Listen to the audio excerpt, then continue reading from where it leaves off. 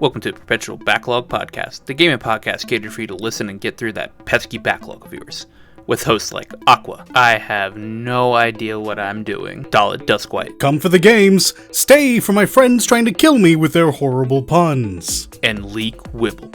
Hey, this is Leek coming at you with a funny one-liner that I've been ordered to record, but the joke is I can't think of anything, so yeah, finger guns, pew pew, totally cool. So, the one thing I said last week that my goal was to do each week, I didn't even do. Wonderful. This week. I set a goal and then I completely ignored it. I haven't touched Persona in a week. All right.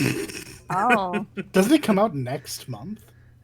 I probably won't get it done before Strikers comes out. Okay, So. I didn't want to be mean, but that was kind of where my head was at. I mean, I could hunker down and probably do it, but like I said, I have crippling gaming ADHD that requires me to think about a video game like once or twice and be like, hey man, I could probably play this video game right now and be alright. And then I do that. Like, literally after we recorded last week, I went and downloaded Star Wars The Old Republic. He did. He did. He let me know too. And I was like, so I started playing that. I made a new account. I've played the game a couple of times already, but I wanted to start over from scratch. Made a Sith Marauder. Game is still about as good as I remembered it being. I'm like level 30 something, and like almost like 20 levels ahead of the storyline because you level. I feel up so like you got fast in that there game. really quickly. Yeah, I mean, I spent a good. I actually one day I spent like a full day playing, so Yeah, all right, interesting. I'm only on Balmora, which is very early in the Sith Marauder storyline. It's like literally after you get like right after I get a starship. I don't recommend this game ever, really. To be fair, I enjoy it, but I don't agree with like a lot of the monetization options in this game. It's a free to play, but there's a premium, and the premium unlocks. Like, it pretty much unlocks everything. But there's, like, stuff that it unlocks that should be in the base game. That should just be, like, without having to pay, like, the like, maybe $14.99 a month or whatever for it. That being the option to hide your headpiece. You have to pay to hide your headpiece? You have to have a premium. You either have to premium buy the hide the headpiece, or I think there's something you can pay in the like cartel market or whatever to like unlock it. Races are behind a paywall, but that's okay. No, it may not be which races. Some races are behind a paywall. Some races are not behind a paywall. If I wanted to play as a Togruta, could I? You have to pay 600 cartel coins for it. Well, which is like $10. Because you grind them. You can't get them. You can't get them from playing. You cannot get them from playing the game. All right, that sucks, boo. If you have a premium subscription, which is again is like $14.99 a month or whatever, or like whatever their whole like multiple month plan is, you get 500 cartel coins a month. Okay. So I have to wait 2 months to play Togruta. Yeah, which by the way. because you specifically picked out that race or whatever. I actually spent the $2.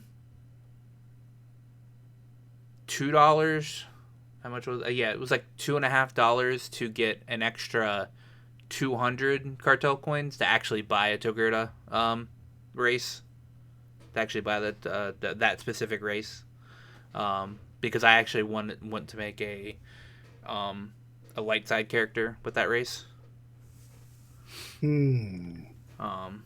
Screenshots also didn't happen. I mean, I'd have to log on to. Are you questioning whether or not Aqua would make a light side character? I don't know. I'm not saying he's bullshit. I haven't made a light side character. But I did pay the money to get the race, so I could. It just sounded like Link was like, "You, not a Sith? Bizarre. Prove it." The only reason why I don't like making light side characters in like in the Old Republic, specifically, is that the Old Republic storyline on light side isn't exactly good. I mean, it's okay, but it's nowhere near as well written as like the Sith Inquisitor storyline is. The Sith Inquisitor storyline is probably the best written like Star Wars storyline that isn't the Mandalorian. Being incredibly mean for a second. Yeah.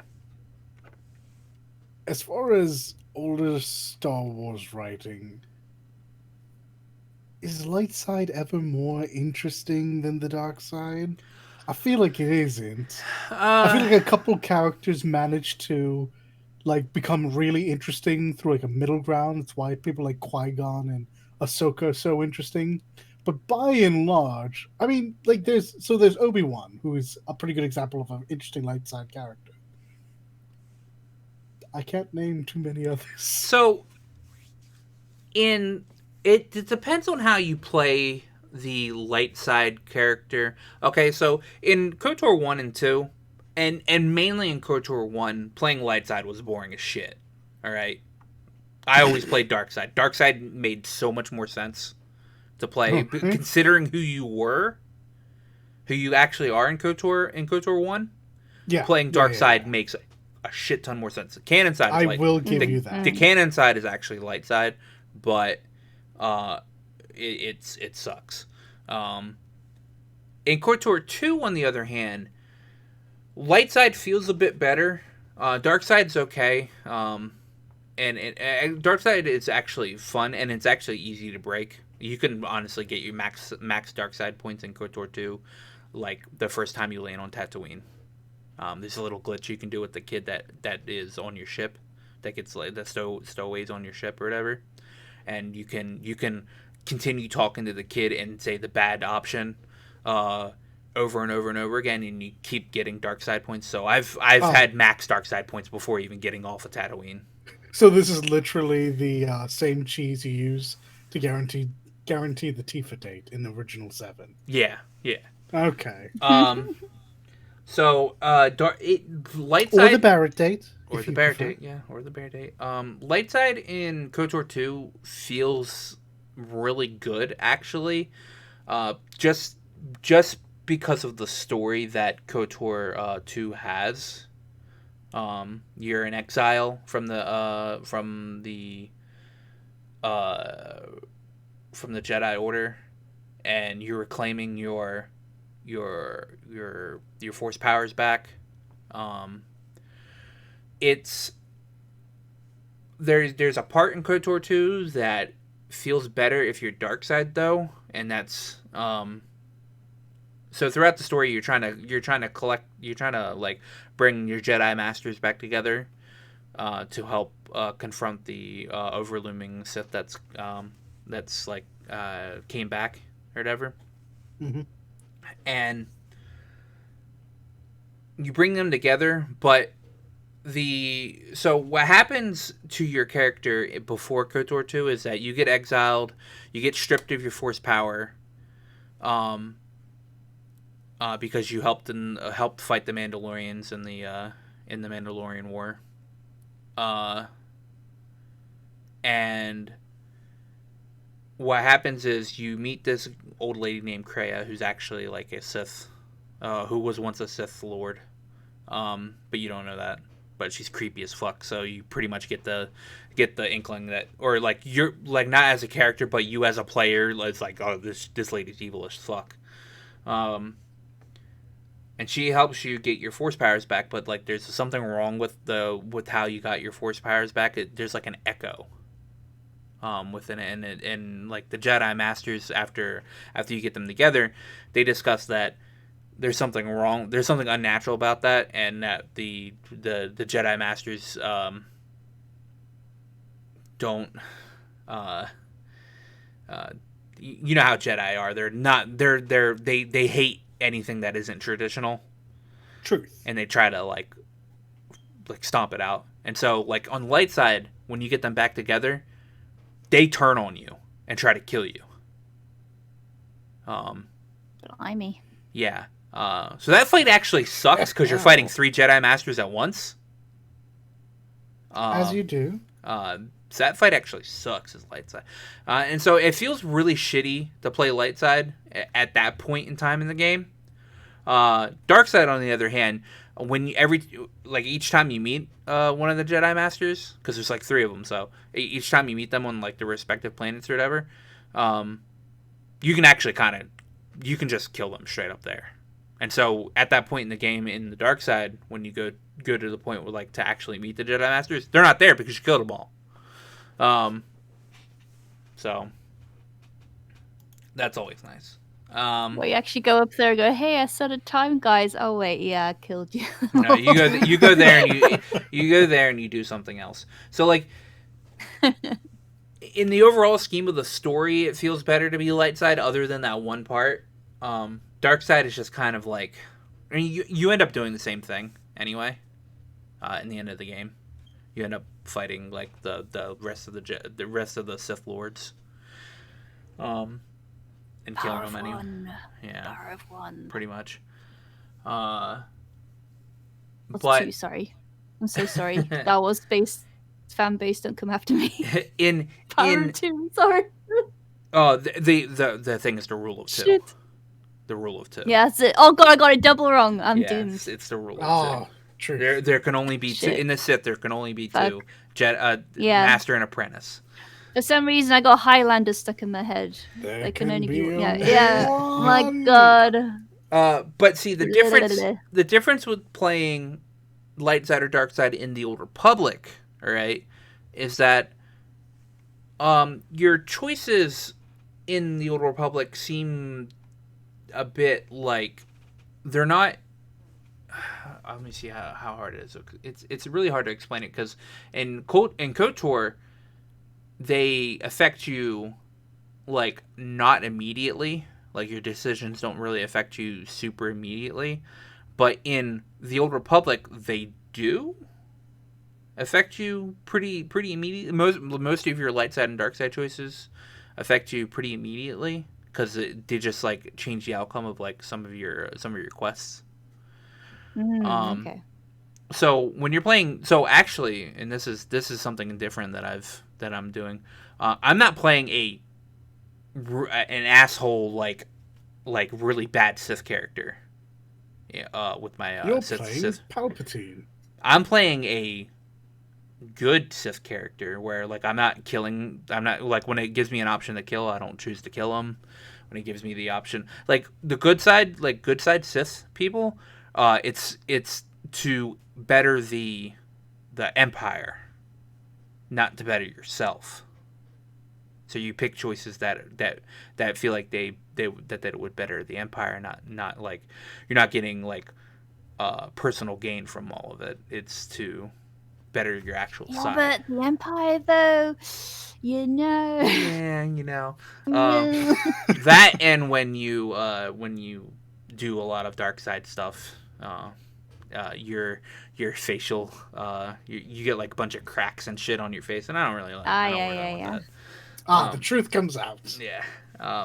But like you still I don't know, it's different. Like I don't like Jedi storylines because they're all really vanilla. Yeah, they sure are. They are. They're purest vanilla good guys. Next time I play a Jedi, I'm gonna probably primarily choose dark side choices. And see where that takes me, because good side choices on when you're Jedi is here, I'm gonna save these people, and yes, no, I'm not gonna take any credits from you, or all that crap. But that's neither here nor there. I played the Old Republic. It's okay. I don't recommend it to anybody that wants to get into playing like an Old Republic game. If you want that, go on Steam, play KOTOR 1 and 2. Yeah. It's not a very good MMO. It's a very good single player game. Multiplayer aspect is kind of meh. But the other thing I played this week, Yes. because I was just looking it up on Steam and I saw that you can buy the first game and the game that's coming out soon, all in one package for $80, was Resident Evil 7. I also saw that and was almost tempted until I realized I don't play Resident Evil in first person. That's a damn shame, because this game beats 5 and 6. It beats 5 and 6, period. Oh, you misunderstand. I don't think these are worse games. I'm a pans. Oh, you're He's in the same seat as me. You're afraid he can. I just don't want to play a first-person horror game. No, it's so good though. Like it is. I've watched people play through parts of 7. It looks very good. Like, okay, so I got it. It comes with 7. It comes with the DLC for 7, and it comes with 8 or Village. That's really good deal. That's a very it's good all deal. for $80. It's so good. It actually ends today. Or yesterday, or whenever Steam updates on the 26th, I guess, because I'm sorry, it said it ended the 25th. Listening, it would be too late for you. Yeah, it is a ridiculous deal. I've already put I put 16 hours into Resident Evil 7. Oh wow, that was quick. Let me actually look up Resident Evil 7 to see if the deal is still up. I'm just happy you played all these games, because you're making up for the fact that class sucked this week for me. Oh. Hey, I played 2 games. The bundle is still up. Oh, yay. It's still $80. You get Resident Evil 7. You get the season pass. You get Resident Evil Reverse whenever that comes out. That's going to be a multiplayer. You get Village, and you get the DLC for Village. And the DLC too. Yeah, you get the Mr. Raccoon weapon charm, the survival resource pack, and the trauma pack. Launch DLC. Yeah, the launch DLC. Not season pass or whatever. Still a really freaking good deal. Oh, yeah. For sure. I got it. Whole package. And I nothing. I downloaded it in like 5 seconds, because 7's not that actually big of a game. It's like 20 gigs or something like that. Oh wow, that is really small. It's like 20 or highly optimized. 20 something gigs. I would have to 2404 is how much it takes up. This game is great. This game is scary as fuck. Yeah. The best thing about this game is the audio design. Yeah. Oh yeah. No, that's the sure way to terrify me is loud, scary noises or tactfully used noises in certain moments. Oh my god. Or just thunder in general. Don't give away my secrets. It is. Oh man. Okay, so the biggest problem I have with this game. Yes. Ethan runs so fucking slow. It's a horror movie run, man. Not even that. No, it is like slower than a horror movie. Isn't he injured at all points of that game? He's consistently beaten halfway to death. So, like, I mean, yeah, if you play him like a scrub, he's like consistently beaten half to death or whatever. But like the worst thing that happens to him is that he gets his hand cut off, and then he gets it stapled back on. Oh, Okay, I'm just putting out there that you're saying this like that's completely normal and fine and whatever. So I haven't actually gotten a 100% confirmation of how his left hand still works, because it gets cut off, all right, and then you get like a small glimpse of them like re-putting your hand back on. I don't know if they do like any like special like connecting You're of your nerves or whatever. he has to be infected with something. There's too many surely. Yeah. ligaments and veins, and you don't just stick it back on and Yeah. have any use. It's stapled. It's like very heavily stapled. Like, I mean, like the staples are fucking massive and shit. And but you can still like he still has like full motion of Fully his. function. Yeah. No, Yeah. this is exactly like with the baddies, where you could shoot them in the head and they walk it off, and that's like canon. Yeah. Like, no, there's some wonky business happening here. Anyway, so the story for 7 is your girlfriend is caught up in some weird shit. She disappears for 3 years, and then you get a letter from her saying, hey, come to this place. I'm here, etc., etc. So, like, literally the first scene of this game is you driving into the woods, and I immediately think, oh, this is a wrong turn. Because you're pretty much driving almost the same car as the guy from Wrong Turn, and you just park it on the side of the fucking road. As you do. And you walk up to this house. You can't get in, so you walk around. You walk around the side of this place. And you're immediately inside a house, and you have a flashlight with you for some godforsaken reason. And then you get captured. Or you meet up with your girlfriend. You like release her from the cage that she's in. But then she goes fucking ballistic on you, and she like Yeah, that's what I remember. Yeah, she like not goes pretty. get schizophrenic and shit on you, and then like she comes at you with the chainsaw, and that's how you get your fucking hand cut off. And then you're like you go to escape after escape through the attic or whatever after you fucking beat up your girlfriend, and as soon as you go to like go out of that window, the dad comes and grabs you and goes, "Welcome to the family," and knocks you out. Welcome to the family, son. Yeah. Yeah. Uh, This is all very spooky and gross. God, it is so like I'm on my second playthrough. It took me almost 10 hours to beat it the first way. Oh yeah, I'll happily admit it looks spectacular. Yeah. But because it's so well done, I want nothing to do with it. Like I the like my room- Resident Evil campy, thanks. God, no, the room where you basically, if you fail, you get set on fire. That still is horrible. So, I don't know why I thought you were just going to talk about So the room. you technically you only have to do that one. Okay, so you actually if you're going through the second time, you don't even have to watch the fucking video. To Right. So throughout the game, it gives you these cassette tapes or these videotapes, all right, that you put into the VHS and you watch and you actually play or whatever.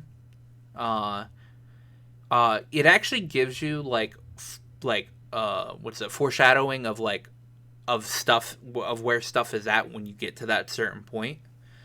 And there is a videotape of when you do go into that room of like somebody actually being like locked into that like birthday room, where the whole room gets set on fire. So you actually have to go through that as a person, as like some random person being captured and thrown into the room, and you have to solve that whole entire room just for that character to be burnt alive. Horrible. And then your character Ethan actually gets put into that room. You have to actually go through that room, and you have to solve that room without being burnt alive. Yeah, it's Which I had to like I went and solved it and got burned alive because I didn't realize that. So the little corkscrew thing that you pull out to put into this animatron like not corkscrew but like a winding key or whatever that you take out to put into this like mechanical fucking clown or whatever. I didn't realize that when you pull that out there's oil coming out of that. realize. And so that's what makes the fire spread into the room, because like the purpose of the room is for you to put a lighted candle into a cake, and then that cake blows up. So you have to solve that without there being oil on the floor. And to do that, you just have to remember the password to get into the room with the crank. And that's easy, because password's a loser for anybody that hasn't played this game. And it's the same with every subsequent playthrough. It never changes. Spoilers. This game's been out for 3 years.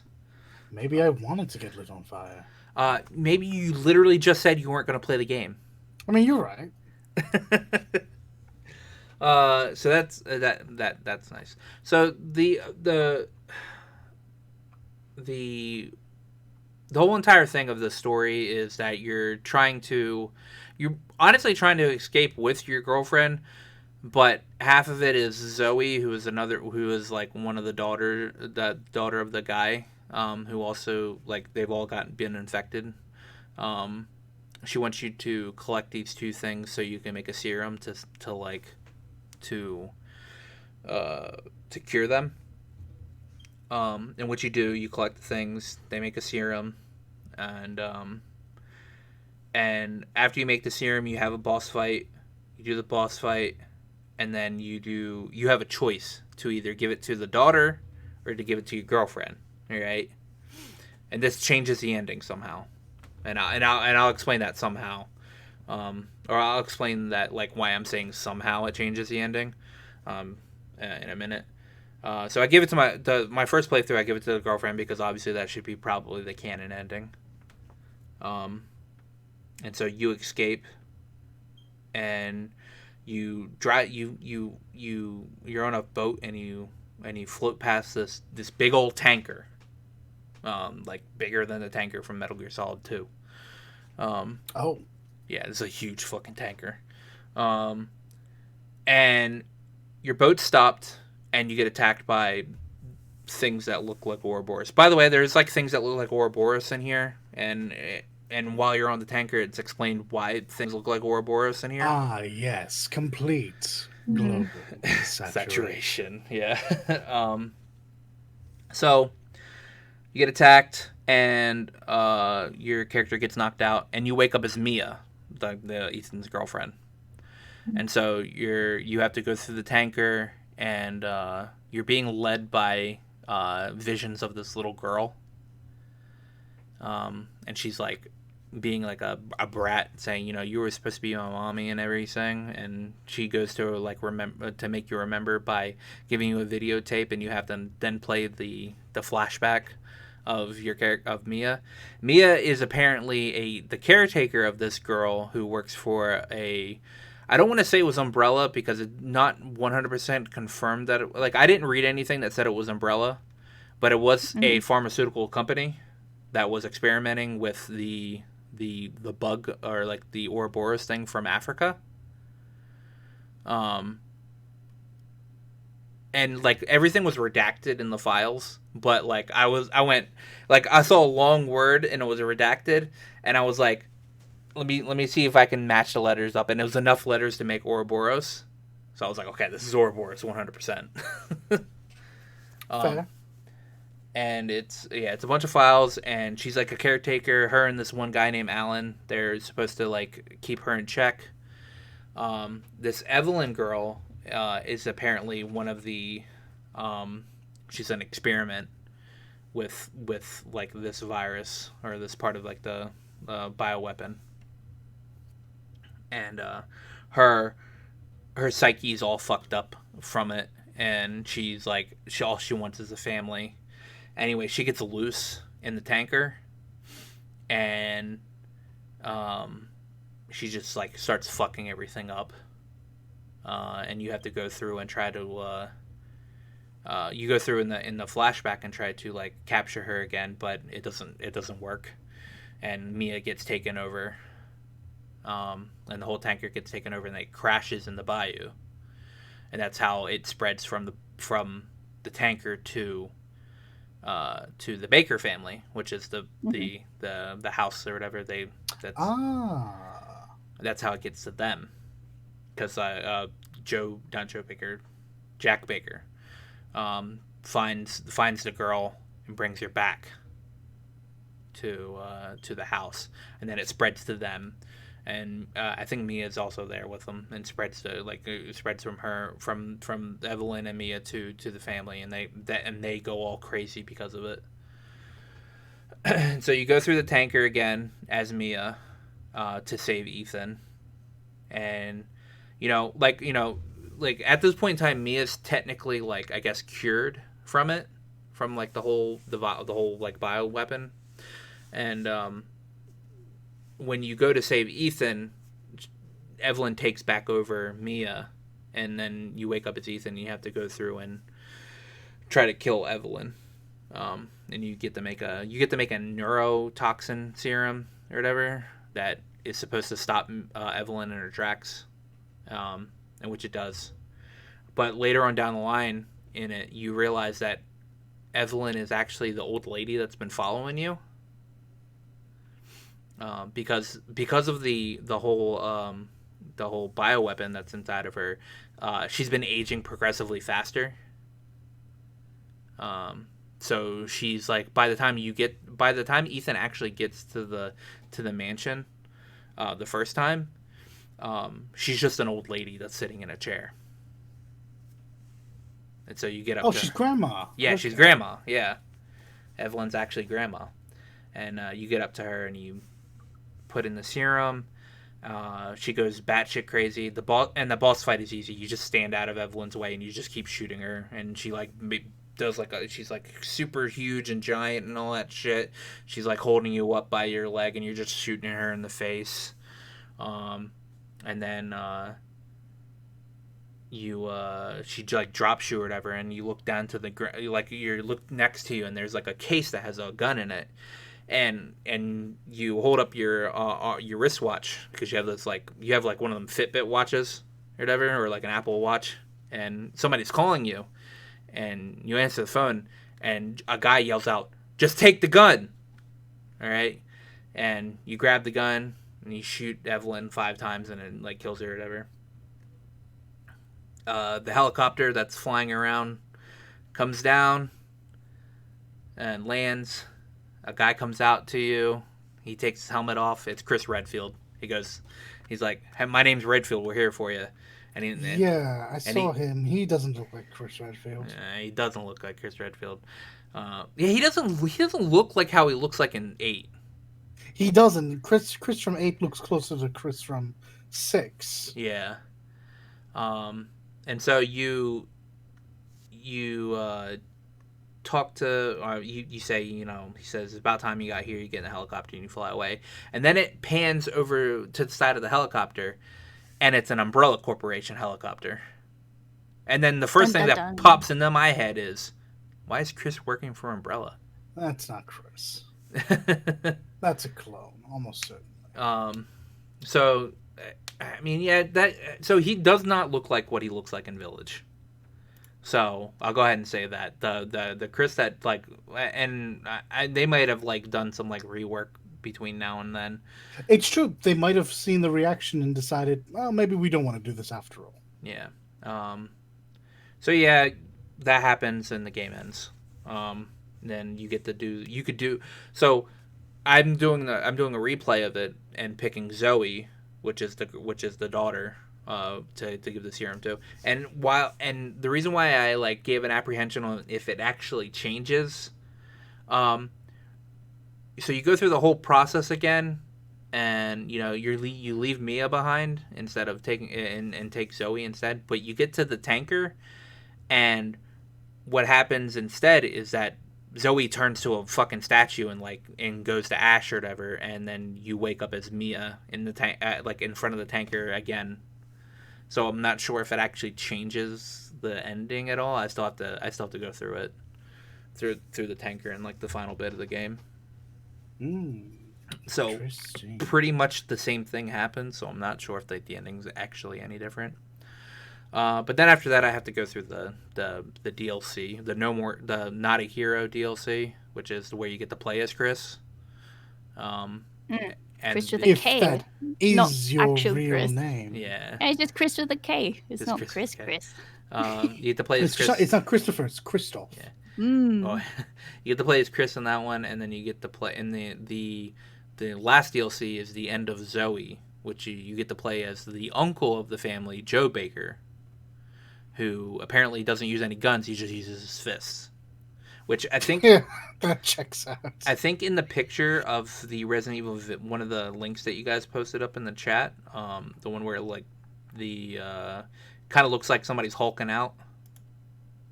I think that's Joe Baker. Because I remember in one of the DLCs, one of the character you're playing as, one of the DLCs apparently can hulk out and turn into some type of monster. And I think that's him because, like I said, Joe apparently doesn't use any guns. He uses his fists. At least according to the description of the DLC. Oh, he's Ryu. The answer lies in the heart of battle. Yeah, probably. That's all I played That's all I played this week. And I know I like rambled on for fucking like 30 minutes about fucking Resident Evil, but it's okay. It's a coping mechanism. Like Resident Evil 7 is terrifying. We understand. And I am still jumping on my second playthrough, by the way, which is going a lot faster than my first playthrough, because I'm at the tanker, which probably took me like 8 hours to get to in my first playthrough. I'm at 4.5 hours. I've sped through this game like as fast as I could. I did get stuck on like the first boss like for 40 minutes because Jack Baker is like really annoying to fight. Mm-hmm. You don't actually fight the son.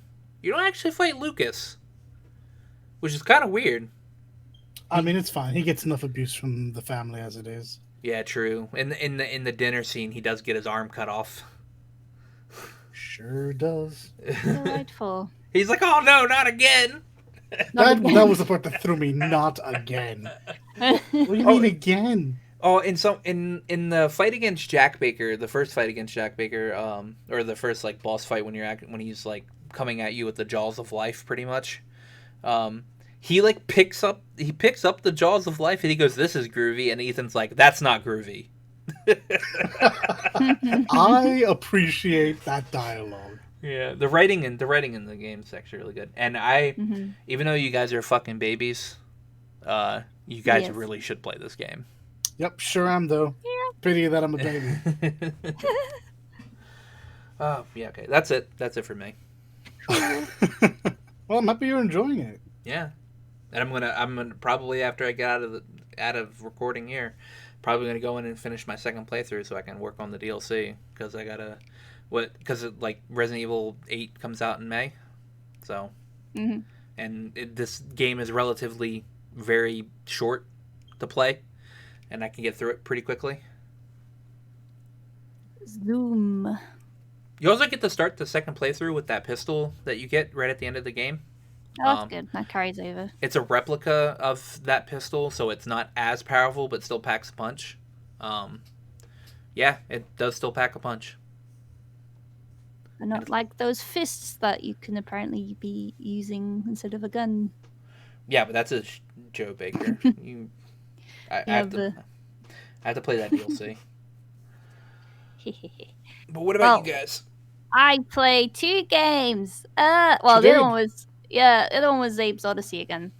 I learned a new thing, by the way. I was just looking it up earlier. The remake that they did, it wasn't simply just reusing the coder and just slapping on better graphics. They actually built it from the ground up again. That was interesting. Yeah, it was like clean code and everything. So, it looks fucking good. It looks so good. That is very cool. But while I was waiting for stuff to download on my PS4, I actually started playing with this very, very short indie game from from. Do you know itch.io, the website? I do actually. Yeah, I've Yeah. heard about that site. Yeah. Yeah. There's loads of cool little nifty things you can just pick up and just play or pay as you want when for the devs or creatives that are on there. But I found an 8-bit monochrome horror game that replicates Game Boy graphics. Oh. Yeah, it was. That's wild. Yeah, I just stumbled across it, and I just played through it while I was waiting for download. It was very short, but charming in that it did successfully replicate a Game Boy game, and still had like these horror elements. They're not actually scary, as not on the level as of Resident Evil 7, obviously, but. So no one's getting things lopped off. Good. No, but it did make me freaking jump a couple of times. Like, that's how much of a wimp I am. Even 8-bit graphics, god damn. But no, the like the music as well. The chip music I had along with the game itself is very good. They did very good pixel work as well. The sprites are cute. Oh, nice. I was impressed. Yeah, they're like cutscene graphics too, like in pixel form, obviously. But that's very cool, though. Very cinematic, dramatic lighting and stuff like that. Had this noir feel if it was horror. Noir horror, is that a thing? But, I'm sure. Yes. What was the other game? Is Abe's Odyssey. No, you said you played 2 games, right? I was literally just describing, dude. I don't know. I actually don't know Abe's Odyssey is. Oh, what? Yeah. Hold the phone. Yeah. Right. Oh, well, this just became very important to her. Yeah. Hold the phone. All right, let me just finish describing this one. Okay, so this one on itch.io is called Neighbor. If you want to, I actually tweeted about it. If you want to, right. You can play it in the browser. You don't need to download anything. But Abe's Odyssey, what the heck? Yeah, I've never. Oh my god, I've actually never heard of it. Baby boy baby when it came out. Is that why? Probably. I mean, I was born in '92, so I don't like. I'm only 28. You'd be very. When it was a PS1 game. Okay. Initially, and it's a side-scrolling platformer puzzle game. I don't think the original one had level difficulties that you could select. It was just hard. The remake, you can select what difficulty you want, but the other one was the original was super hard. It was just difficult, and it was very unforgiving.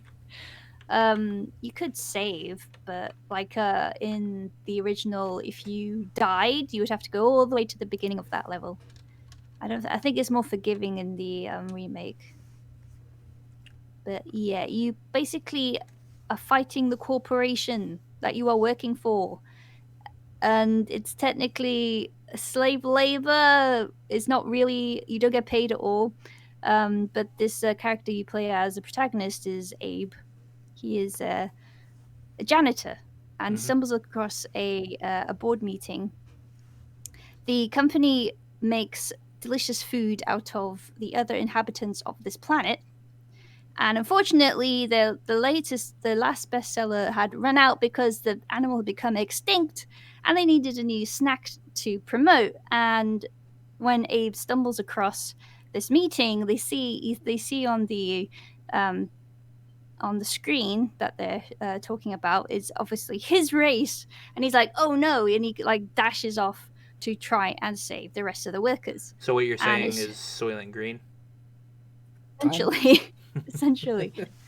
Yeah, so poor Abe, you have to basically navigate these levels without being slaughtered. You have to avoid guards and guard pets and other monsters eventually when you escape the factory. I mean, you say without being slaughtered, but you're going to be slaughtered. You're going to die. Yes, it's cool, and it's pretty gory. The Abe actually has like these special powers that he inherits, and you can like control guards' minds and have them walk around and fool other guards, which is fun.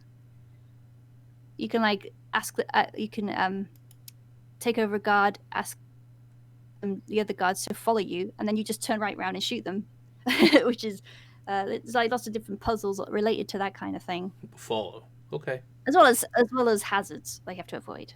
Yeah. It's yeah. It's fun. Yeah, you have to realize that I didn't get into video games until like late PS2 era, Gotcha. and like I watched my dad play like Tomb Raider and SOCOM occasionally on the PS1, Mhm. but like that was it. Like we had Final Fantasy 7, all right, but I wasn't into PS. I wasn't into games so much that I never like we never got past the first like bombing the reactor. Oh wow. Yeah, and Really? and the reason being was I had no idea you had to save Jesse. Oh, okay. Okay, so we've learned you're a monster. No, I didn't. Like, I didn't even realize she was like stuck in the. Like, I mean, the game's polygons are so fucking horrible. You don't realize she's stuck in the goddamn There's grate. like a pile of triangles up there, and you're like, "What the fuck's that?" I'm just running. Yeah, like I'm just like fucking like what the like I'm on a timer here. Like I'm trying to get out of here. I didn't realize you had to fucking do that. Yeah. So um.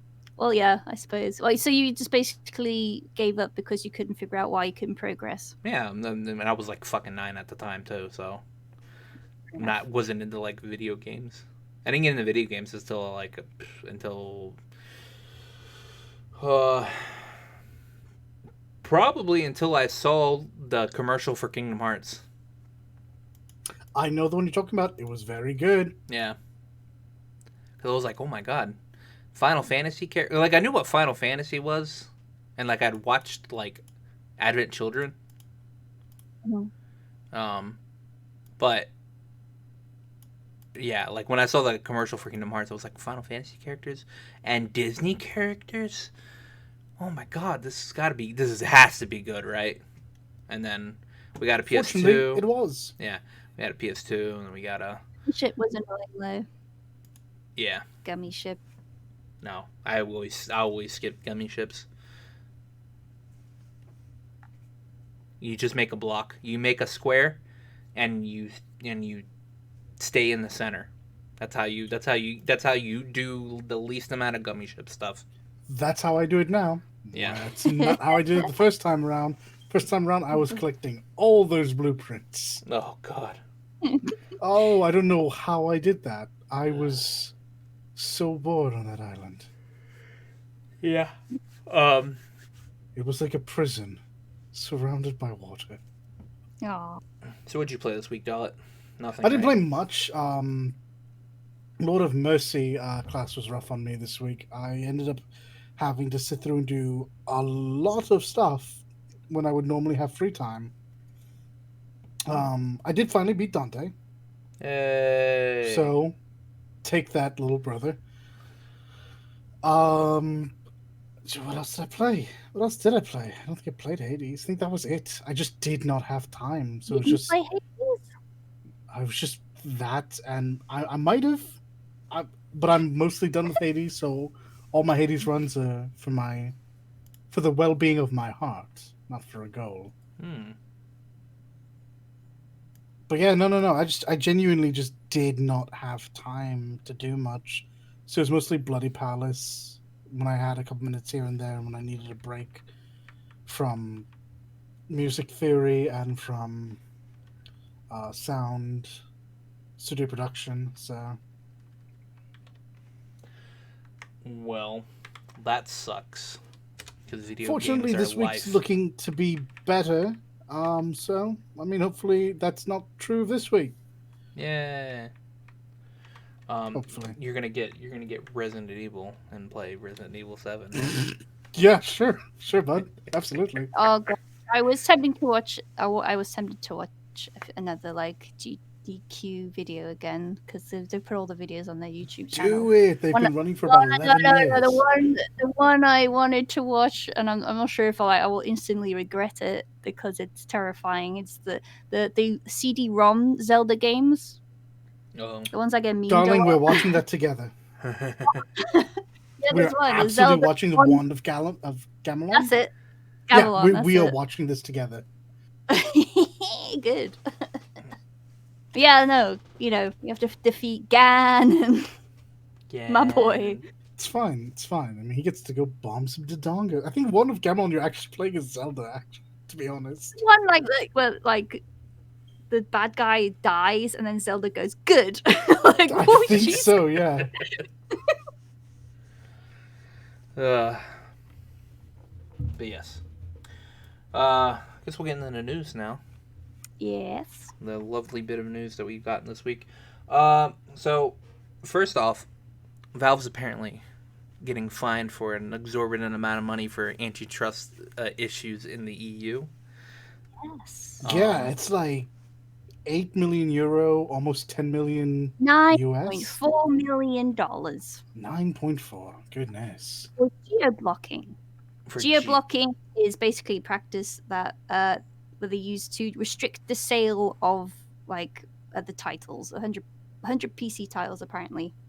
And this takes the form of licensing and distribution agreements and stuff like that. Yeah. That's a no-no. Is a no. I mean, like, it's like almost slightly I mean, I don't know. Like, dealing with distributing stuff in EU is probably annoying as hell, since every country over there has its own law, own like, you have to make sure that it's what's the word? Fucking, like, the whole Peggy 16 rated in different, like, in each country, like, correctly, because each country has its own, like, rating system that it needs to go through. So I bet it's hell trying to get stuff over there. But yeah, no block in countries, please, no. As I understand it, this particular one was about cross-border sales, though. It wasn't so much about not being available; it was not being available for a reasonable price in every country. The claim And, is the Commission claims the 6 companies deprived players of the benefits of the EU digital single market and the opportunity to shop around for like best deals and stuff. Yeah, so you could live in, let's say, France, but the game is actually much cheaper in Spain. I'm sorry, EU people. I don't know where things are cheap. But because you lived in France, you were blocked. You had to buy it at the French price point. When being a part of the EU, you have every right to shop around for the cheapest price in the EU. Yeah. It was very cheeky. Yeah, I wouldn't have thought this was an issue. Yeah, it is an issue for Britain now because they're not in the single market. They're not in the EU anymore, so. Yeah. But yeah, so Valve has to pay with $9.4 million, was it? Yes. So yeah, maybe Gabe Newell will quit fucking people over. Time for an impromptu Steam sale. Make back all that money.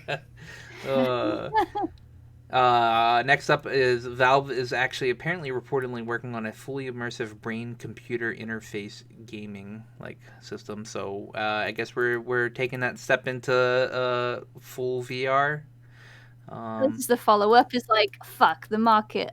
Distract the brains quickly. Consider this brain distracted, because that's a wild concept. What was this tagline in the Independent that you linked? That the real world will seem flat, colorless, blurry compared to the experiences that you'll be able to create in people's brains.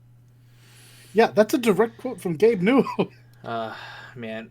So this is how we're gonna brainwash everybody, right? This is how the one world order happens. I mean, yeah, I suppose that could happen. I'm more interested in scared of COVID vaccines. No, get these funny egg hats that. Don't even talk to me about people with COVID vaccines, man. Yeah, I mean, this will be interesting if they actually are able to bring something a la SAO or dot hack ish out, but I don't see it ever happening anywhere like in the next like 10 Seen, years. have you seen the movie Independent? What was it? No, wait, not Independent Man. Oh my god, my brain. Demolition Man. I have, and I think Yeah, it's yeah. I think it's been They had that forever. moment where they had that like sexy scene, right? It's not actually sex; it's virtual Oh one, my and they put this. Oh goodness. yeah. They put that thing on their head. That's where this cap reminds me of in the thumbnail. Ugh. I mean, It's that. That's what he's talking about. yeah, yeah. I mean, it's a novel concept. I mean, ever since we've had ever since we've had dot hack and all these like video game of the world anime or whatever, people Yes, have been really wanting this type of thing. Um, it's true. It's true. we Although it. No, continue. Sorry. Yeah, I was say. I mean, it's one of those things that like evolutionary, like scientifically, we were going to end up getting to this point. It was just a matter of when. I'm quite curious, actually, how this is going to be different than like VR chat. Only we'll have better, or potentially we'll have better control over the shenanigans. Yeah. Because I can't So imagine we're going to like immediately have the world, or what was the Sword Art world called? Well, I mean, one was Aincrad, the other one was Yeah, like I don't think Alcine. we'll have like that level of execution immediately. I just imagine the first thing that will happen is this just takes away the controller, right? It's Yeah. just VR without a controller.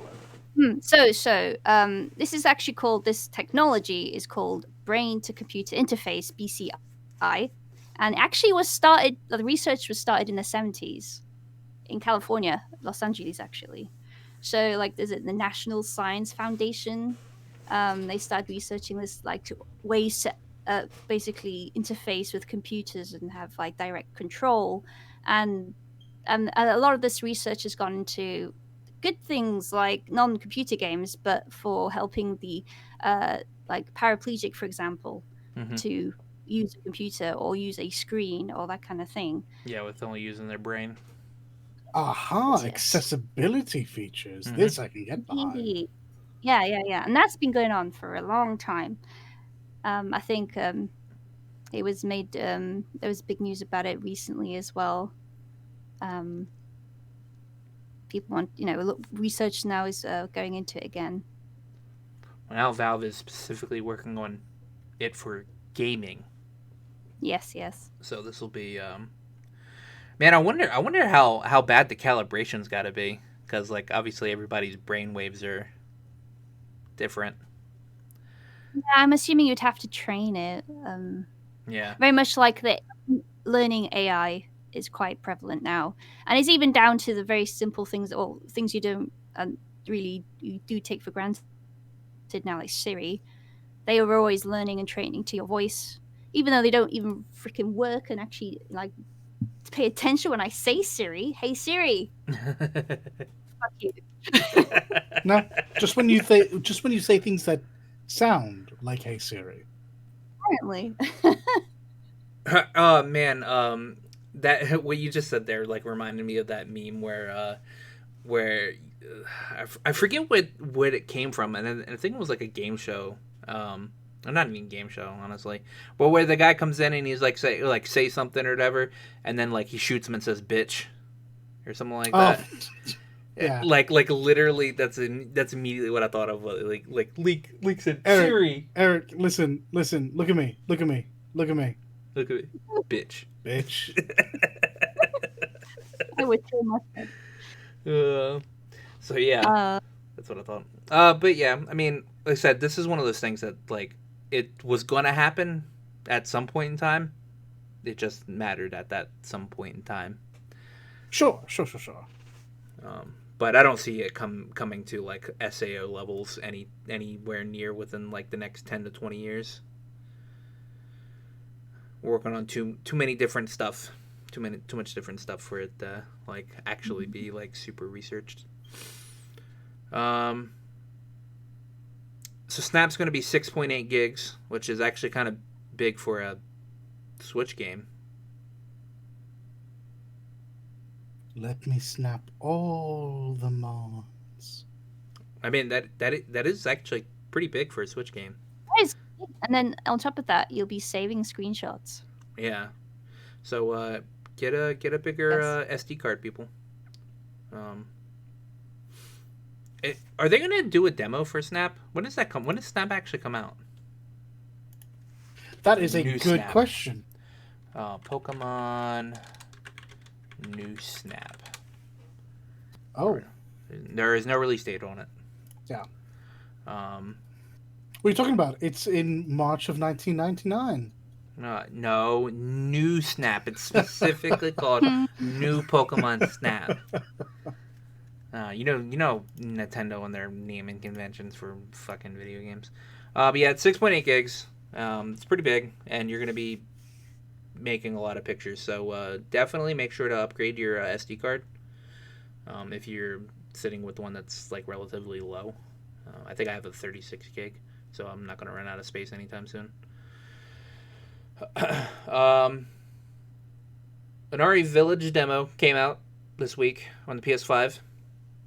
I think Leek's the only one that's actually watched something on it. Do not own a PS5, so I took the pleasure of watching the big lady. Yeah, it's going to be on PC sometime soon. That's what they stated. RE Village is slated for like May 7th to come out. Yeah, so you mentioned earlier on in the week or something, was it last weekend, the weekend, whatever, any point of time that wasn't now. So the demo for the PS5 version is called Maiden, and I think either of you mentioned that the PC and other platform demos will be different. It makes sense. This is what you were telling me, and I'm interested because that's an interesting way to like feed people lore before the game launches. Mm-hmm. But events that happen before Ethan has bad luck again.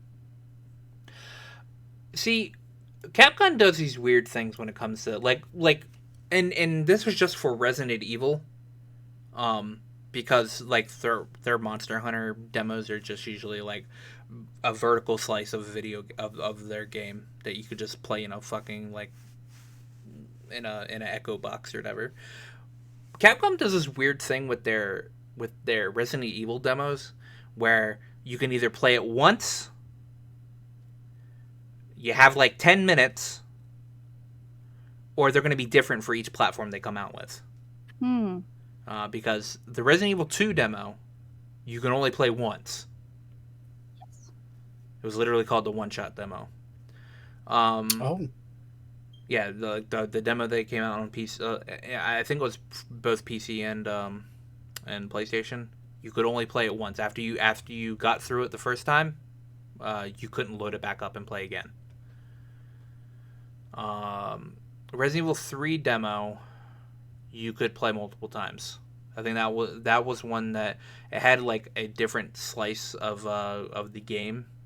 That was actually different from when you actually played it. But you were able to play it multiple times. I didn't play the 7 demo because that was at a point in time where I was just like completely afraid to even touch 7 because it was first person. I knew it was going to be scary as fuck. And then with RE Village, there's apparently going to be multiple different types of demos. Like the PS5 had the Maidens demo where I think you were in like the whatever the castle is with the vampire ladies. Really quick, because I had someone pointed this out. They didn't know what they were telling me, but it made me think of this. Me and a mate of mine got into it about Resident Evil 5. Yeah. Because they still really fancy Excella. And I remembered what happened to her, and it made me realize this very tall, pretty lady we're all totally not lusting after is 1,000% going to end this game as an Eldritch Abomination. Oh, no doubt. Oh, and yeah. Do you think no doubt. And do you think that will put us off? No. Can you say monster fuckers? Because hi. Like over here. Monster fucker. All right. That's actually fair. The internet doesn't care. Like, she may be a really tall, like, vampire lady, and she may turn into some gigantic tentacle monster, but that's not going to stop people from thirsting after her. You're right. It was a thought that came to me when I was chatting, and it didn't stop my friend neither. So I don't know why it would change anything now. Just wanted to put that out into the wind. Yeah. There has been a 50-50 though. There are some folks I've talked to that actually found it genuinely creepy and just couldn't get into it. Did they? I think Yeah. the character models Oh, for jeez. I think the character models for these recent RE Resident Evil games, they've kind of been meh-ish. So like I guess I can understand this. Like I don't like I didn't get anything out of like watching these vampire ladies or like any of the women in RE7 as I would like when looking at Shiva from 5, you know, or All right, you're cultured. Fair enough. or like I mean Jill was at least like Jill was hot in 3. In 5 she's I don't know why she has fucking blonde hair. Apparently, she's modeled after someone else. They literally lifted her model from a completely different game they were making. Yeah.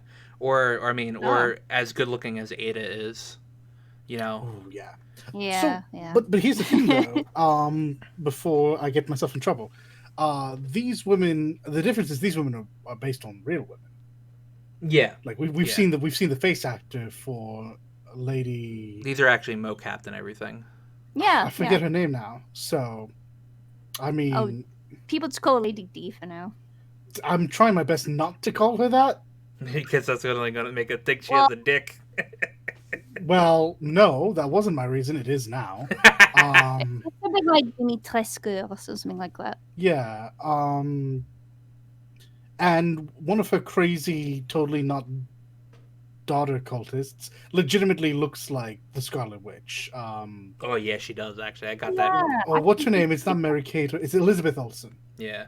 Because it's not Mary Kate and Yeah. Ashley. So yeah, she looks dead on like Elizabeth Olsen. It's like crazy, and I haven't been able to see the other two close up. So like they look like very real people, which is I'm sure they were hoping it was going to be unsettling.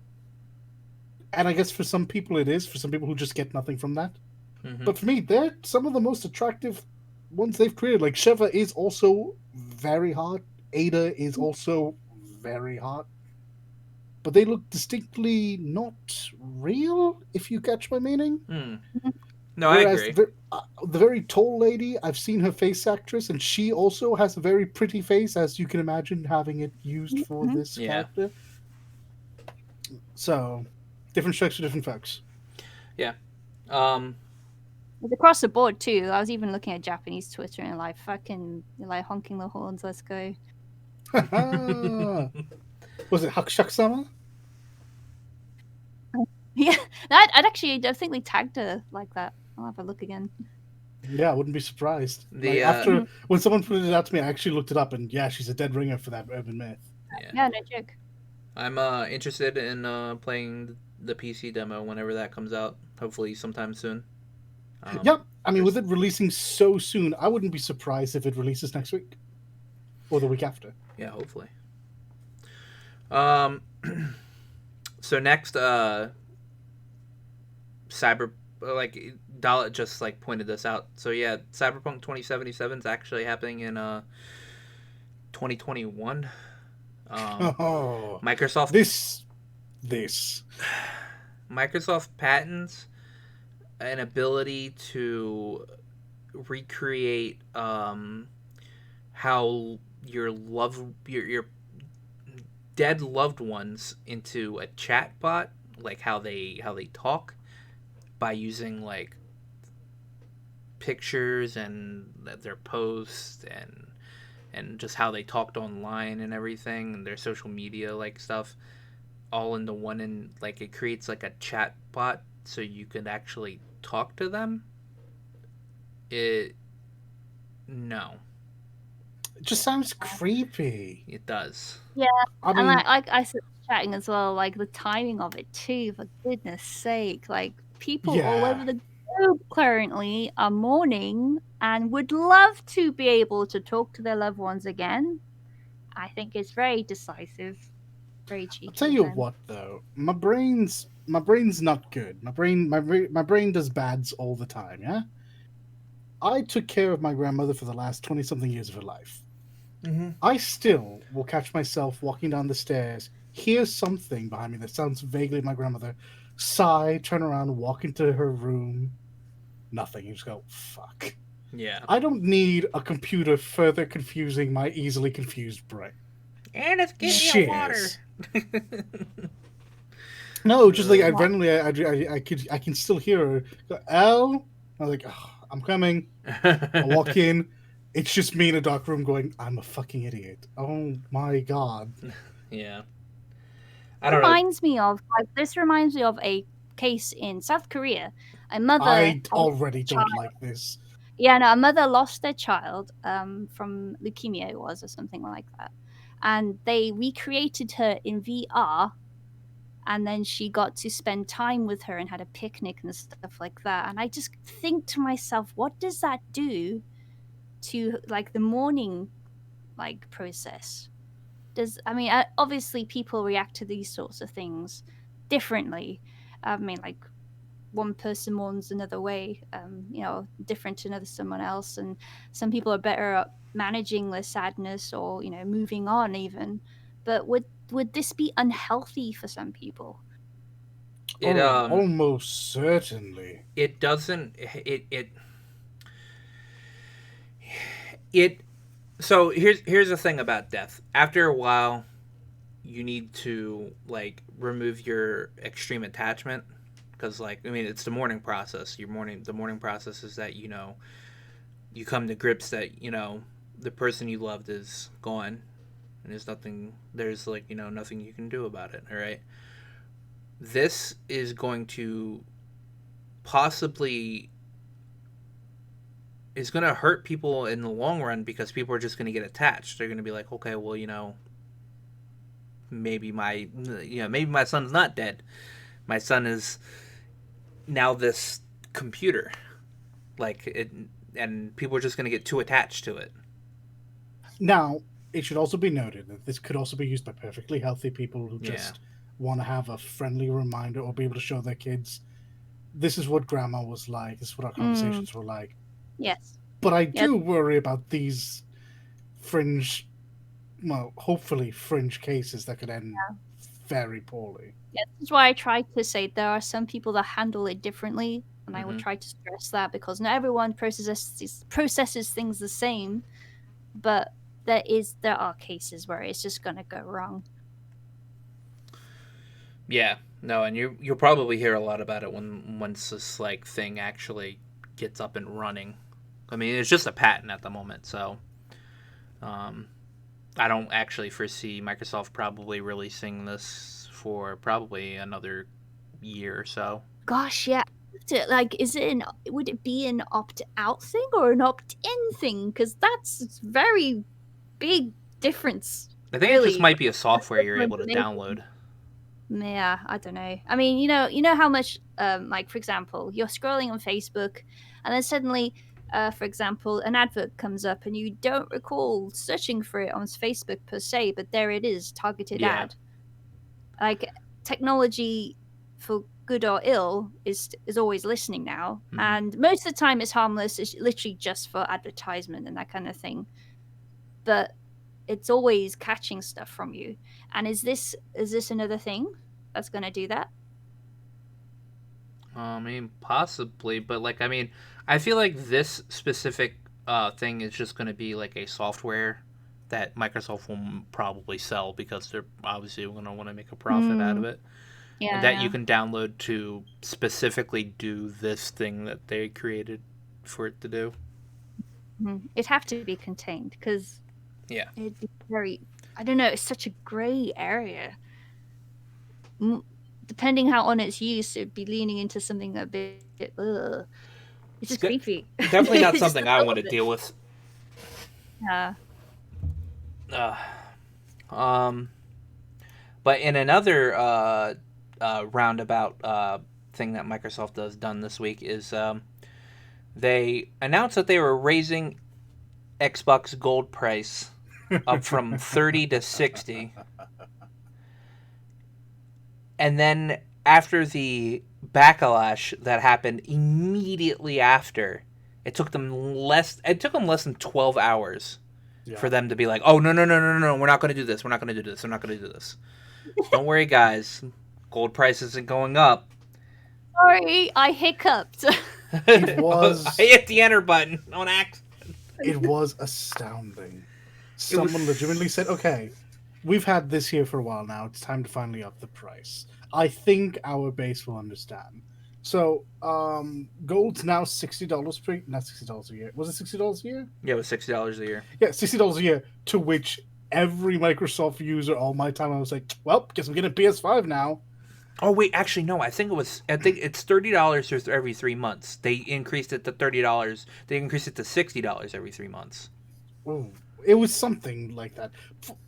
Point of fact, they literally doubled the price, and all the Microsoft supporters, I wouldn't even really call them fanboys, just like people who wanted to support Microsoft, like, okay, you're doubling price. Oh, it's 6 months for $60. It was Yeah. The price bump would have doubled across to the annual pass and bring the 6 month subscription to $60. So it'd be $10 a month pretty much. And remove the option, and then they removed the option for the full year subscription. For the full year, yeah. Yeah. People weren't keen on that. People immediately kind of were side-eyeing and seeing, well, Sony has the better deal going, and they actually have things out on their new fancy box. Yep. And they were very openly vocal about maybe we shouldn't stay on this product, to which Microsoft immediately saw and decided, no, we're going to walk that all the way back. All the way back. Complete 180. You Like, see this they a lot. They didn't just lower it. They didn't try to like barter or bargain or anything. It was just immediate. You know what? Just it never happened. Fuck it. You didn't see anything, guys. It disappeared. You see this a lot with Microsoft. They try to push the envelope, and then as soon as they get any moniker of backlash, they do a complete 180 and be like, "Okay, we listened, guys. We're sorry." To be fair, I'm kind of okay with that. I'm okay with a company doing something and going, oh, you all really don't like that. You know what? Fuck it. Just never mind.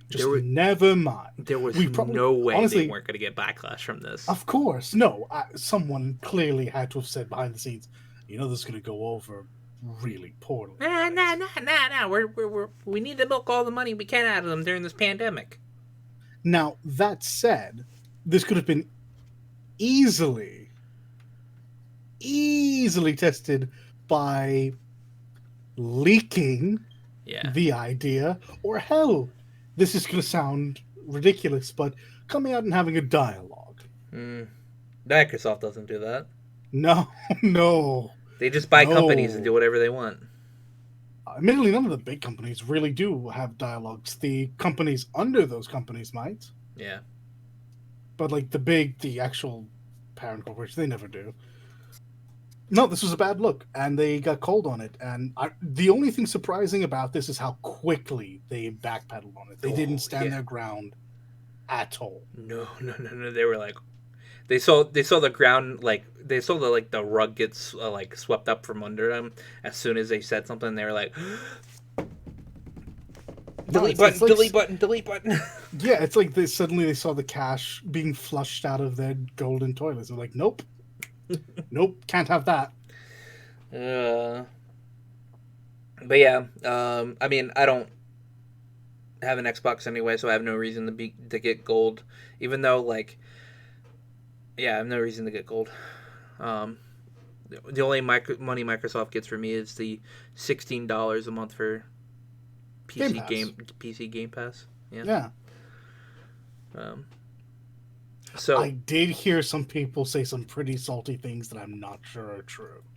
Now, I don't have PlayStation Now, but I heard someone Games Pass isn't even as good as PS Now anyway. I was like, hold on now. Game Pass might be the best deal going in the industry. Let's not say anything we're going to regret. No, Game Pass is the best thing going on in the industry right now.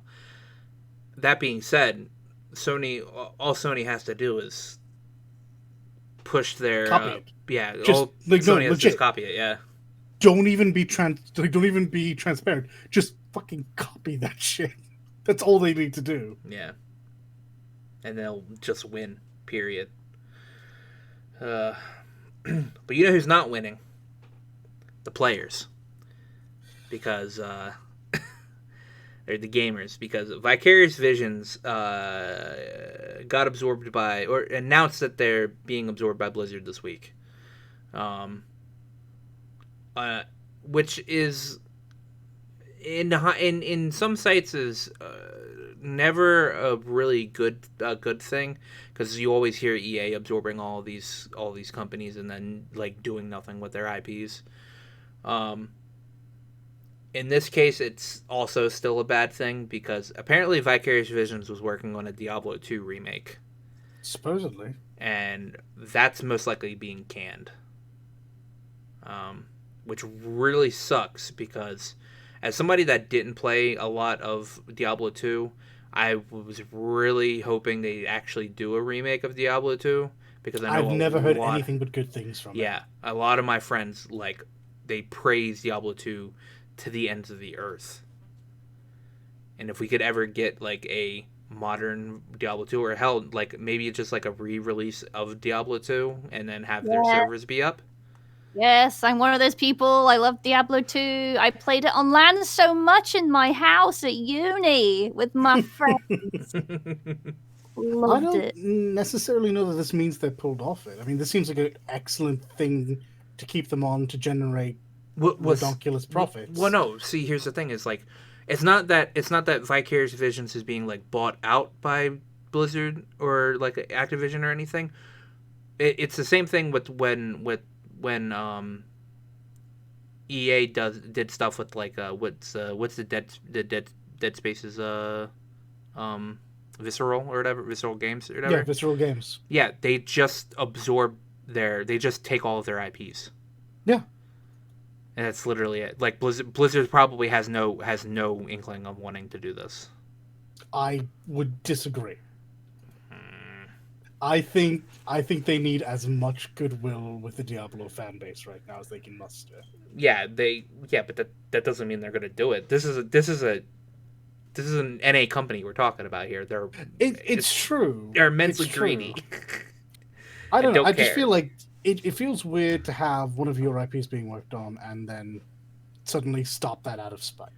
Well, so the reason why I think I mean, like I said, EA does it all the time. They scrap so many games that companies are working on just by absorbing their company, and then like spitting out the husk of the company and their employees. True. Never doing anything with their IPs. But this isn't. But what's different in this case to me? Now I might not fully understand. It's not as if Vicarious Visions was working on like Tony Hawk Underground and Tony Hawk Underground 2 remade, or another Crash Bandicoot. I guess that's Toys for Bob now. Mm-hmm. But like another game that isn't useful to Blizzard. They're working on a game that would be immensely useful to Blizzard, specifically. I mean, any game that was made by BioWare could have been immensely useful to EA. Like EA, like BioWare's had to scrap so many Star Wars games because EA wouldn't let them work on them.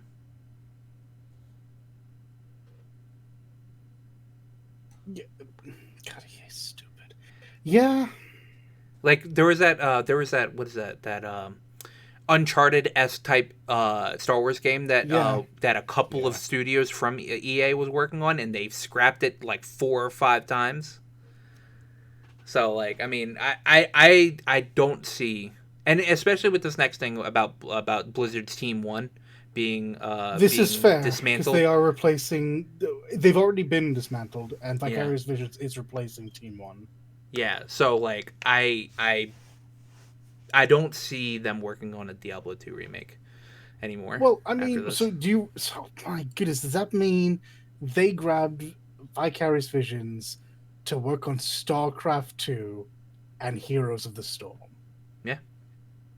Probably. Disgusting. I refuse to believe this. Yeah. No. That's the nature of NA-based gaming companies, man. They make really shitty decisions. Oh man, I have no. I have to hope you're wrong because I hope I'm wrong too, because like I said, I that would just be really sad. want a Diablo 2 remake. I really want, like, the only thing I've had with Diablo 2 was me and one of my friends what is it, a pirated copies of him, and we hacked it, and we were able to like you were able to like go into like the game files and like change stuff within the game, Mhm. and me and him played the game that way. But that was the only way I was able to play it, because at that point in time Diablo 2 was already taking off the servers. They were you were like, the only way you were able to play is over LAN. So um as we just said, Team One at Blizzard, which was the classic team, the team that was working on WoW Classic, they were actually apparently quietly dismantled. So anybody that was hoping for a Burning Crusade Classic, probably not getting it. Unless they already finished most of it and are having Vicarious Visions pulled, the people from Vicarious Visions release it. Um, which sucks for people that play Classic, because I know everybody, like especially that follows Asmongold, were really wanting to play a TBN Classic, or to Burning Crusade Classic.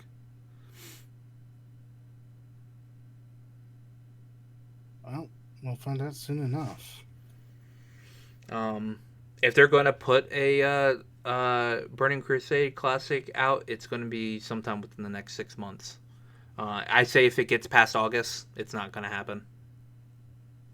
If we don't get an announcement about it anytime before August, it's not going to happen at all. When does BlizzCon happen again? November. Oh well. But by that time, if we don't have an announcement, we should have veritable leaks by then, because that's something that's not going to stay within Blizzard for very long. People will that have like insider access will at least be talking about it. That sadly enough stands to reason. Yeah. So next on the list, Clay Entertainment apparently has made a gaming deal with Tencent. Like, I didn't actually read all of this because it was like a lot of like corporate jargon that I had read. Does Clay Entertainment like make So anything? you'll know them for no other reason. Sorry, if for no other reason than Don't Starve and Don't Starve Together. Okay. So I have played Don't Starve Together with a couple of our friends. I don't really like the game that much, but it's okay. It's not for everyone, but I think for what it is, it's very popular. And over the last week, Tencent took majority shares of the company. All right. Well, that makes sense because Tencent wants to buy everything.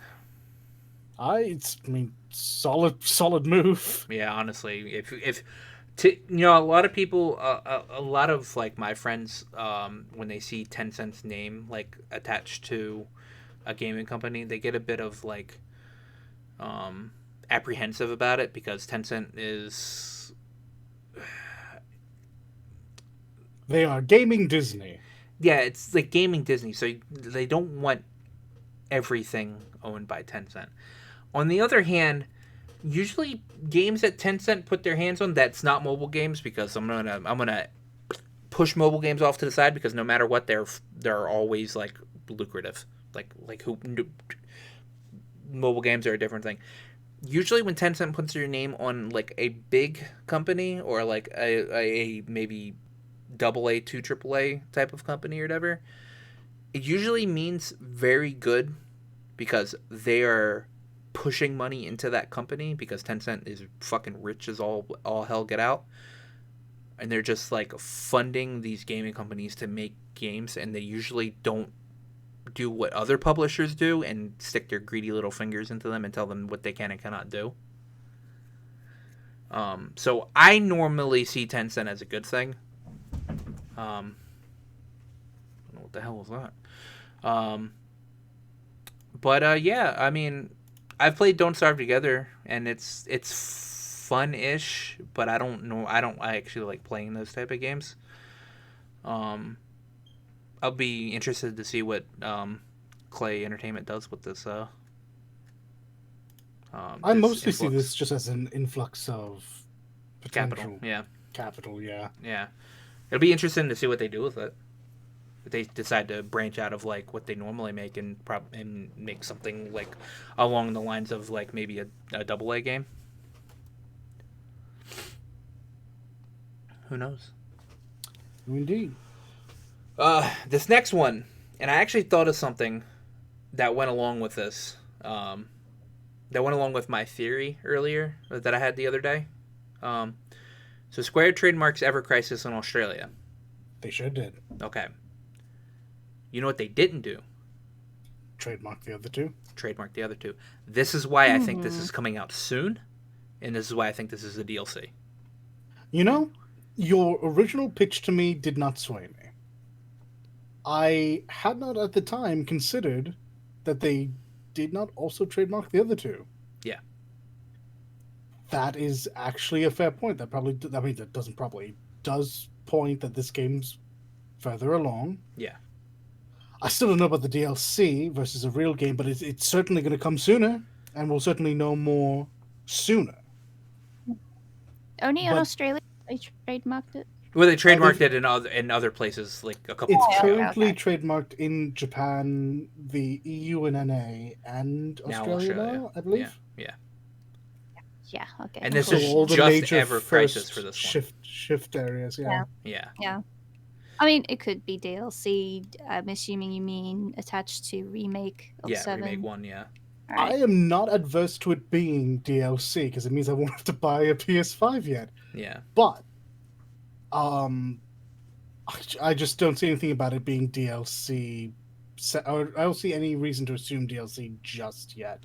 But on every other point you've made, you're right. I mean, this does point out that it's probably coming fairly soon and that they're unready with the other two, but they're ready to really get in the flow of prepping for shipping and such. Or at least an announcement, rather, not shipping. My confusion Fine, is... This is the Gongaga DLC. You know, we'll find out Gongaga. Gongaga. Ditto Nibelheim. So my confusion is why you think it would be an actual game, because 7 Remake only came out less than 10 months ago. Mate, I assume that they know exactly what they have in their hands. And they know exactly how much money they Yeah, but you think No More is going to shit out a fucking game within less than a year? No, I think this was made probably simultaneously, and I don't necessarily think Nomura was the lead on this project. I know how Nomura works, being a Kingdom Hearts fan, and he does not let anybody else touch his stuff. This is true. He literally has to be pried off of everything else and told to go be useful somewhere else. Yeah. So. If this comes out, I think this is a DLC. I think it has to be a DLC. I think because they never stated they're not doing DLC for 7 Remake. This is true, and there's no reason that they can't. So, I think this is DLC, and I think you play as Zack in this DLC. Please don't give me hope. It's like I said, Gongaga DLC. I've wanted a Zack-led game since Crisis. Okay, he's the best. He's the best. It's either a DLC, or this is a subtitle to the second part. Oof! The second part already is a. Oof! I feel like it's. Square likes to announce early. You know that. Oh, don't say that. I need them to learn their lesson.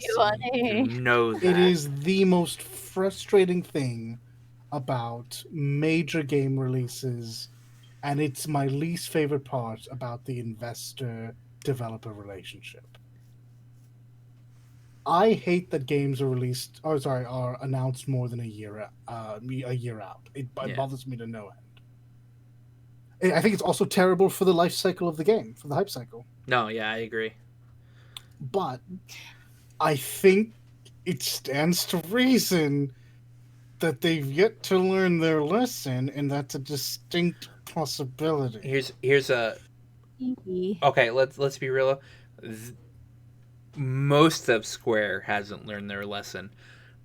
I'm separating Business Division 3 away from Square because I have full belief that 16's coming out either at the end of this year or at the beginning of next year. My God, if they do that, first of all, fuck yes. Second of all, how is this kept so well under wraps? Because Yoshi P does not fucking front, man. This is true. Yeah. Yoshi P he does not like to he doesn't like to fuck with anything. He likes to keep everything under wraps. He's becoming Kojima. Like, that's what this is. People are afraid because he handpicks all of his people, and he'll know. Yeah. And everyone loves him, and he's an auteur. Oh my God, he really is. Yoshi P has only one fuck up when it came to like keeping stuff under wraps, and that's when the raids and stuff got leaked for Stormblood.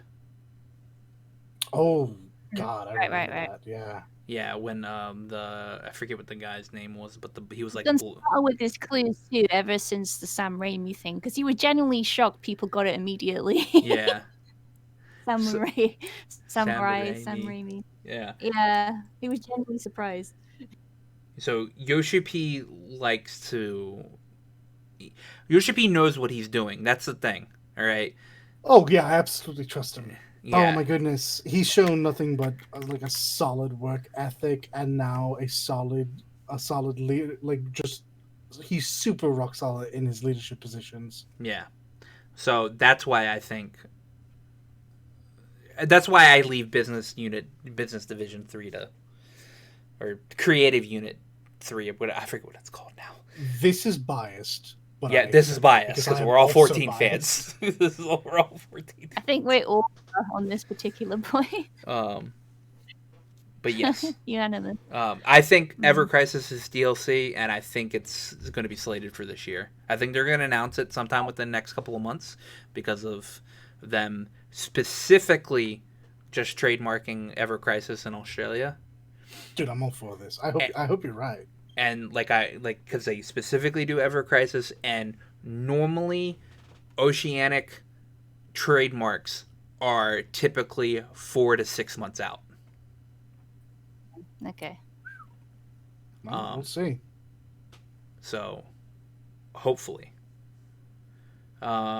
Next is something I've been wanting for the past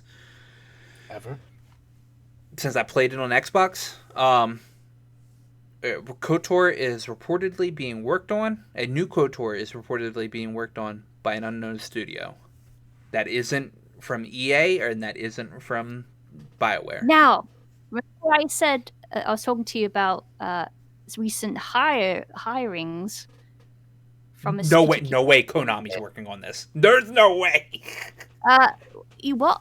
Listen. That would be no, you clearly didn't understand. The Swedish company I mentioned was hiring for a Star Wars project. Yeah. Yes. And they were hiring concept artists and that kind of thing, from storyboarding to, I guess, early artwork and concept art to starting to create models as well. But I'm assuming just for early promotional work. That's a possibility. That's a possibility, but this KOTOR thing has actually been in the works for quite a while, from what we've been hearing. Well, the problem is it's all still just a rumor, and yeah, as you so rightfully pointed out, confirmed rumor-ish, because Jason Schreier had that thing to say about it. He said he knows that there is a KOTOR being worked on, and it's by a company we will not expect. Yeah, but what I mean is some of the information surrounding it is going to be wonky because you correctly pointed out earlier. There's been rumors of a new KOTOR game since like forever. Yeah. So it's Yeah. hard to say which of When those it rumors started, might have yeah. accidentally been mixed in with these more. I hate to say reliable rumors. I don't like that at all. Yeah, these With the more stuff that Schreier has more put credible, out. more credible rumors. Yeah. Well, I said my guess is Malmo, who's a Swedish company, because this is recent hires. Yeah. It's a And possibility. no one would have expected it because you didn't know what I was talking about. Oh yeah, yeah. Mhm. Well, I was just thinking because we had because it's mentioned later on is that Konami's having some weird stuff going on Completely right different now. topic, but that's Yeah. a different topic. Um, Specifically, Star Wars. I was talking to you about. yeah, I totally forgot about that one, that part. Ah, see, Uh, complete unpredictable. Anyway, yeah. So that is my guess. it's a Of course, possibility. I could be wrong too, but this is what I saw I've recently. got nothing. So I just can't wait to see a new KOTOR game out because it'll be my second game that I've got into. I haven't played the second one, and I've only started the first one twice, and I just have a hard time getting through it because of age. yeah. Um, so it's going to be weird these next like few years because we're going to start seeing a bunch of companies come out and talk about hiring for or not even just hiring for but like announcing that they're working on a Star Wars game because the EA deal's ending in 2023. Um, a lot of developers are probably going to be like, "Hey, I want to make a Star Wars game. I want to make a Star Wars game." It's true, but let's not forget that EA is probably also going to be one of those companies saying we're still making Star Wars games, especially with the fact that 19 million players picked up Star Wars Battlefront 2 when it was free on the Epic Games Store. Now, let's put that in perspective, shall we? In January 2018, EA announced that they sold 10-ish million units. Mm-hmm. In a month, they sold 19. So here's the thing. I don't think EA is going to let BioWare work on a Star Wars game. Yeah, that's a completely different argument that I'm not sure I'm ready to make because you might be right. Yeah. It's if BioWare wasn't attached to EA, 100%. I think BioWare would work on a cause BioWare wants to work on a Star Wars game. They have their Austin branch wants to work on a Star Wars game. They've honestly pitched KOTOR to EA. EA says no. So I don't think they're going to allow them to work on a Star Wars game. It's a pity. But yeah, the main point of that was more just EA is also going to be one of them. Let's remember that they're not disallowed. No, I mean, but you are correct. Respawn's still lot working. Of other.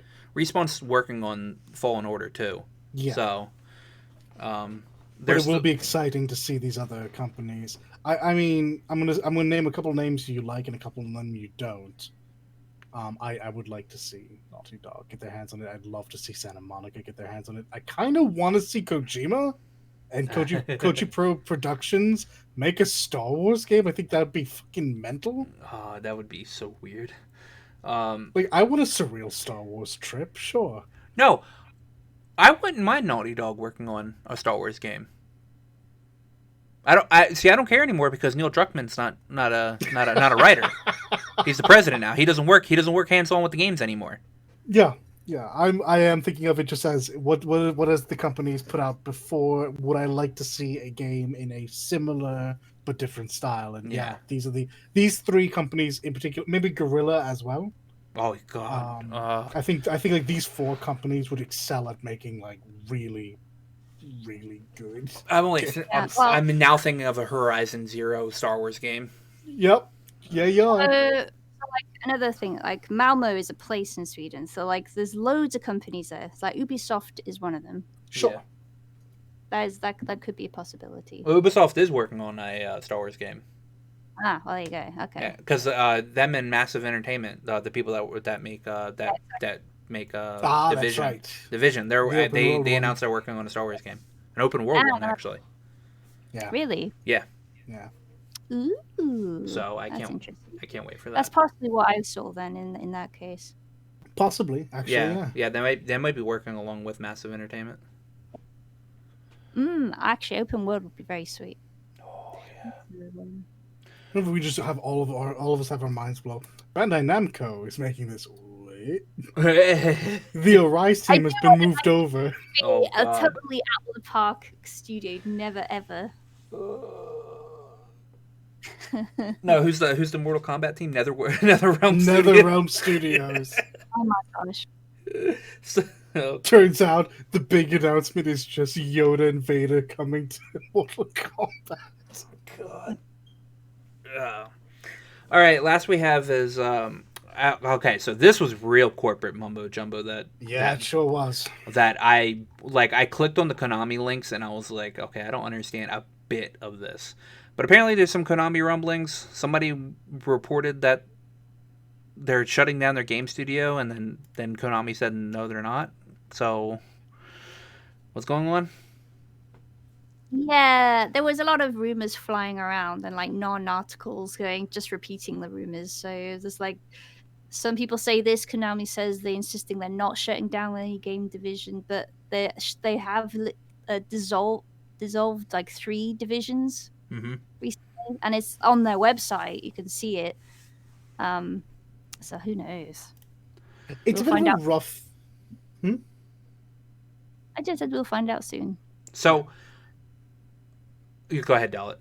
It's a bit of a rough thing to think about, honestly, because from what we can see on the outside, they've had less and less to do with gaming. They've outwardly said they wanted to continue with their arcade and sports related endeavors. Through leak, I know that they have gyms, and I assume arcade more means their Yeah, it's more like amusement park type of thing, like all the game slot machines there and They yes. would go to old game pachinkos. machines. Yeah, I mean, even like investing in esports too. They've got a freaking school, an Yeah. esports school. However, every part of their department took a massive hit during the COVID pandemic, except their gaming division, which made a profit. Mm-hmm. So my assumption, through reading between the lines and having a lot of other smarter people also read between the lines better than me, is that this is a restructuring, a consolidation of their gaming division, because they are going to make less games. We just know this now. We understand this about them. And they've consolidated from the multiple medium-sized development teams to less larger ones.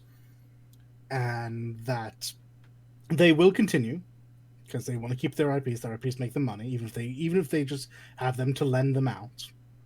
And they'll probably put out one every now and again. And it's a safe bet, especially during these times. Mm-hmm. My money is going to be the Konami never fully leaves gaming. It's too safe a place that they have brand recognition in. But this does feel like it's probably just consolidation, and it was misunderstood from people on the outside seeing these shifts or seeing these very questionable moves given the rumors floating about them. So, what I read from this is they're consolidating everything, and I don't think they're going to actually make games anymore. I think there's just going to be a full-on publishing company, publishing side for video games, I see. or lending out their IPs. Yeah, Yeah, 'cause it's a safe on bet. their website it says, point 3, organizational restructuring effective February 1st, 2021. We are dissolving the production divisions to respond to the rapid market that surrounds us. Production Division 1, dissolve. Production Division 2, dissolve. And 3, dissolve. Mm-hmm. It says on their website. Okay. Yep. Yeah. So I mean that's fair, and honestly, reading what they've put up, my assumption seems unlikely. It's just weird for me to think of Konami actually fully getting out. But if they do want to switch over to just being a publisher house, I mean, they still have monumentally huge IPs. Yeah. And that goes along with the rumors that we heard like a couple months ago with Silent Hill being being made by possibly Kojima, or being worked on with Sony Japan Studios, and the Metal Gear remakes or whatever being worked on by Bluepoint. This feels like a bit of confirmation bias on our point, but Yeah, I want that to be true. Yeah, it does feel like oh my confirmation god, bias. I want that to be true so bad. But I don't care if they're remaking Metal Gear Solid 1 and 2 or just Metal Gear. Either would work for me. It is a bit of confirmation bias, but I can definitely see like this restructuring pushing more towards that. It certainly, from all respects, seems like you're making a logical decision. I mean, if they have truly just dissolved, and I'm wrong, and they don't plan on consolidating their teams for any kind of development, it stands to reason that the best way for them to make money off of these titles, lend them out. They'll make more money this way. Yeah, probably. Yep. But that's I think that's the end of our news. I don't see anything else. No, the one little piece I had was that extra bonus with the 90 million copies sold during the Epic Games Store free period for Battlefront 2. Oh, yeah. Yeah. We have, what is it? One more episode before we do our 14 episode. Oh, wow. All right. Yeah, because next week on the 5th is when the announcement stream happens. So we'll have next episode, and then the episode after that, we were going to have a special guest. So everybody should look forward to that. What do you guys plan on doing this week? That is a good question. Oh, you go first. Go first. Go. Oh, no, I have no idea. Like I said, I was so busy last week. I really didn't have time to put things in perspective. I guess it'll just be a surprise for when we meet again next week. That's fair enough. I'm probably gonna hunt around on Itch.io again because that was fun. Just playing a bite-sized game. It was literally bite-sized. I did it in an hour. It was fun. I was like, I haven't done that in a while. Like just play random indie games. So I'm gonna do that. All Throw right. some money their way. I'm gonna get through as much RE7 stuff as I can get through, which is finishing up the second playthrough, and then doing the DLC. And then probably work on Persona 5 more. Very cool. I was talking to my friend the other day, and this is how bad my ADHD is for video games, man. He said something about White Knight, and I immediately went White Knight Chronicles, and I was like, I could hook up my PS3 and start playing White Knight Chronicles. Gosh. That's how bad it is, man. Like, I did download the Monster Hunter Rise demo. I hadn't played it yet, all right. But one of our friends, Hazy, was thinking about playing it, and so we both downloaded it, but we haven't touched it yet. So there's a possibility that I play it this week, maybe. Keep us informed. Between playing these video games, I've been trying to catch up on Critical Role, because I actually never finished the first campaign, so I'm in the middle of that. Right. I'm in the middle of listening to that while I'm at work or while I'm just doing random things. And then I can catch up on the second campaign at some point in time. Yeah. About 4 weeks behind on the second campaign. I am forever behind. The last thing I remember in the second campaign is what was Talison's first character's name? Mollymock. Yeah. Mollymock. I remember Life? What happens to him. Oh, okay. All right. I remember that. That's the last thing I remember. Yeah, that's very far back. Yeah, so yeah, that's what I plan on doing this week. And yeah. So we got next week, we got whatever we're doing next week.